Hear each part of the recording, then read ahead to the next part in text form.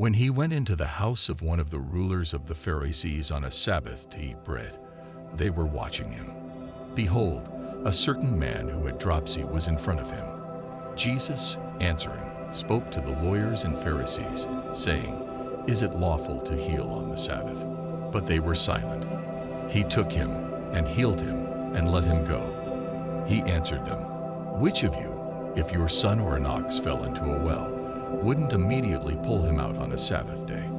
They couldn't answer him regarding these things. He spoke a parable to those who were invited, when he noticed how they chose the best seats, and said to them, "When you are invited by anyone to a wedding feast, don't sit in the best seat, since perhaps someone more honorable than you might be invited by him.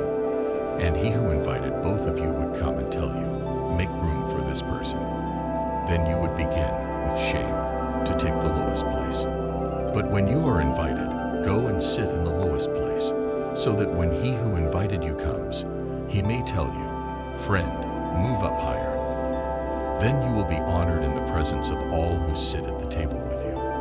For everyone who exalts himself will be humbled, and whoever humbles himself will be exalted." He also said to the one who had invited him, "When you make a dinner or a supper, don't call your friends, nor your brothers, nor your kinsmen, nor rich neighbors, or perhaps they might also return the favor and pay you back. But when you make a feast, ask the poor, the maimed, the lame, or the blind, and you will be blessed, because they don't have the resources to repay you, for you will be repaid in the resurrection of the righteous." When one of those who sat at the table with him heard these things, he said to him, "Blessed is he who will feast in God's kingdom." But he said to him, "A certain man made a great supper, and he invited many people. He sent out his servant at supper time to tell those who were invited, 'Come, for everything is ready now.' They all as one began to make excuses. The first said to him, 'I have bought a field, and I must go and see it. Please have me excused.' Another said, 'I have bought 5 yoke of oxen, and I must go try them out. Please have me excused.' Another said, 'I have married a wife, and therefore I can't come.' That servant came and told his lord these things. Then the master of the house, being angry, said to his servant, 'Go out quickly into the streets and lanes of the city, and bring in the poor, maimed, blind, and lame.' The servant said, 'Lord, it is done as you commanded, and there is still room.' The Lord said to the servant, 'Go out into the highways and hedges, and compel them to come in, that my house may be filled. For I tell you that none of those men who were invited will taste of my supper.'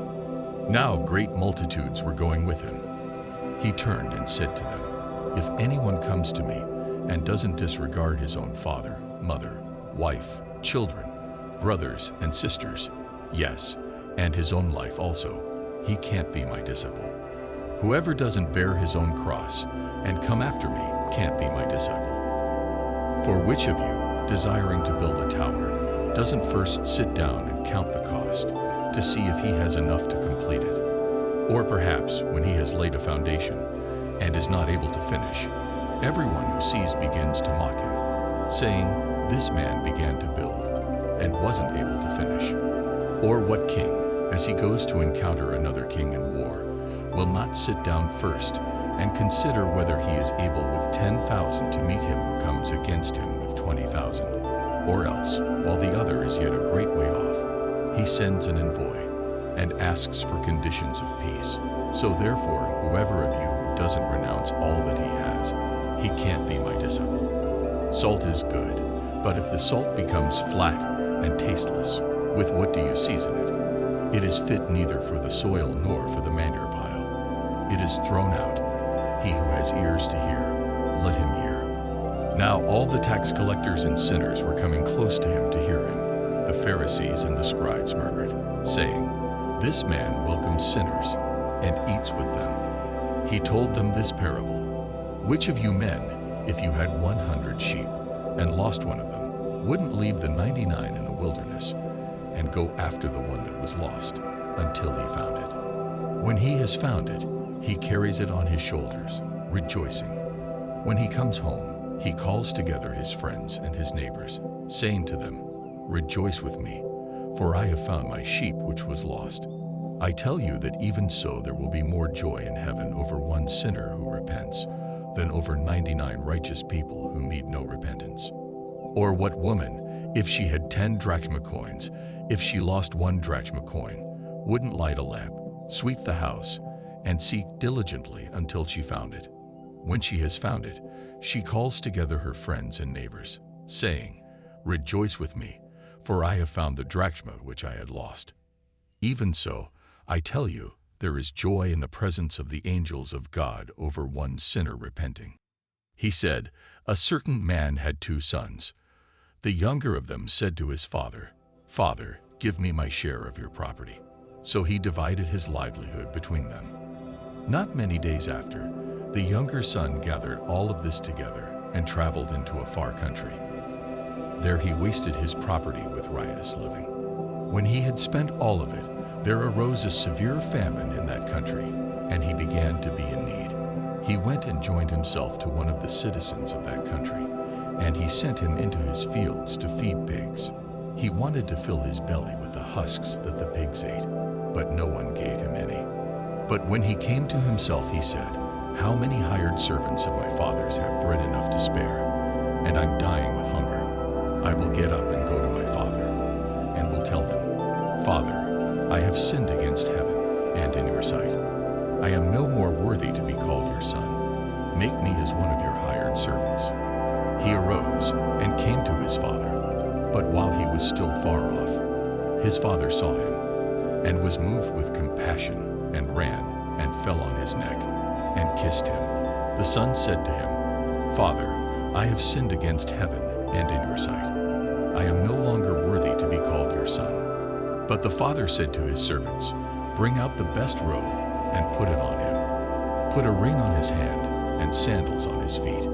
Bring the fattened calf, kill it, and let's eat and celebrate. For this my son was dead and is alive again. He was lost and is found.' Then they began to celebrate. Now his elder son was in the field. As he came near to the house, he heard music and dancing. He called one of the servants to him and asked what was going on. He said to him, 'Your brother has come, and your father has killed the fattened calf, because he has received him back safe and healthy.' But he was angry and would not go in. Therefore his father came out and begged him. But he answered his father, 'Behold, these many years I have served you, and I never disobeyed a commandment of yours. But you never gave me a goat, that I might celebrate with my friends. But when this your son came, who has devoured your living with prostitutes, you killed the fattened calf for him.' He said to him, 'Son, you are always with me, and all that is mine is yours. But it was appropriate to celebrate and be glad, for this your brother was dead and is alive again. He was lost and is found.' He also said to his disciples, 'There was a certain rich man who had a manager. An accusation was made to him that this man was wasting his possessions. He called him and said to him, "What is this that I hear about you? Give an accounting of your management, for you can no longer be manager." The manager said within himself, "What will I do, seeing that my Lord is taking away the management position from me? I don't have strength to dig. I am ashamed to beg. I know what I will do, so that when I am removed from management, they may receive me into their houses." Calling each one of his Lord's debtors to him, he said to the first, "How much do you owe to my Lord?" He said, 100 betos of oil. He said to him, "Take your bill, and sit down quickly and write 50. Then he said to another, "How much do you owe?" He said, 100 cores of wheat. He said to him, "Take your bill and write 80. His Lord commended the dishonest manager because he had done wisely. For the children of this world are, in their own generation, wiser than the children of the light.